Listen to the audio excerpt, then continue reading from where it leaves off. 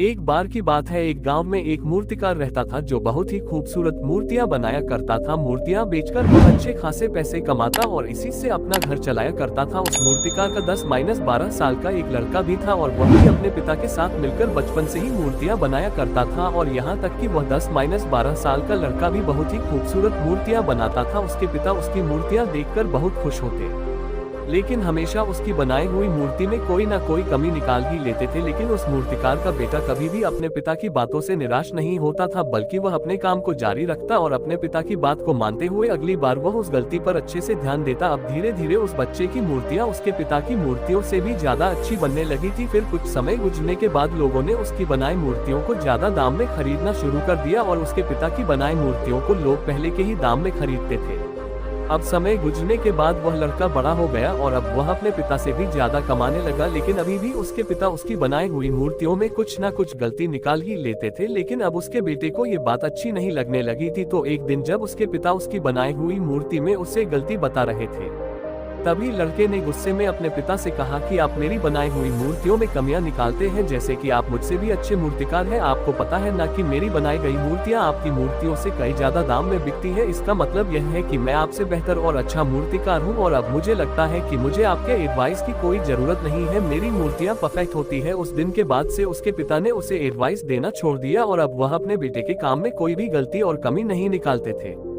कुछ दिनों तक लड़का अपनी मूर्तियां खुशी से बनाता रहा, लेकिन फिर कुछ समय बीतने के बाद उसे कि लोग अब उसके काम की इतनी तारीफ नहीं कर रहे हैं जितनी पहले करते थे और इसी वजह से उसकी मूर्तियों की कीमत भी गिरने लगी थी। लड़के को इस बात की वजह समझ नहीं आई, उसे अपनी बनाई गई मूर्तियों में कोई भी कमी नजर नहीं आ रही थी जिसे सुधार कर वह फिर से अपनी मूर्तियों के दाम को उठा सके। वह इस बात से बहुत परेशान हो गया और एक दिन वह अपने पिता के पास गया और उन्हें अपनी प्रॉब्लम बताने लगा।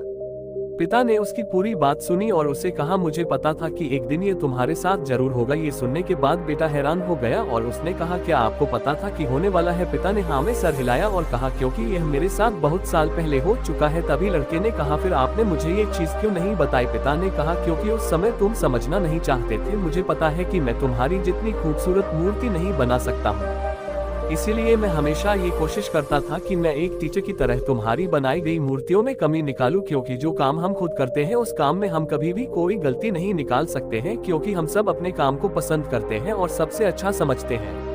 लेकिन दूसरा इंसान उन गलतियों को देख सकता है जो हम अपने हाथों से किए गए काम में नहीं देख सकते। जब मैं तुम्हारी बनाई गई मूर्तियों में गलतियां निकालता था तब तुम अपने काम से सेटिस्फाई नहीं होते थे और तब तुम अपने काम को और भी अच्छे से इम्प्रूव करने की कोशिश करते और इसीलिए तुम्हारे काम में हर दिन इम्प्रूवमेंट हो रही थी और तुम्हारी मूर्तियों की प्राइस भी बढ़ रही थी। और जब तुम अपने काम से सेटिस्फाई होने लगे और यह सोचने लगे कि तुमने जो मूर्ति बनाई है वह बिल्कुल परफेक्ट है और उसमें कोई भी गलती नहीं है, तभी तुम्हारी ग्रोथ रुक सी गई। लोग हमेशा तुमसे अच्छी मूर्तियों की एक्सपेक्टेशन रखते थे और जब तुम उनके एक्सपेक्टेशन पर खरे नहीं उतरे तब से उन्होंने तुम्हारी मूर्तियों में इंटरेस्ट लेना छोड़ दिया और इसी वजह से तुम्हारी मूर्तियों के दाम कम होने लगे और आज तुम इस सिचुएशन में पहुंच चुके हो।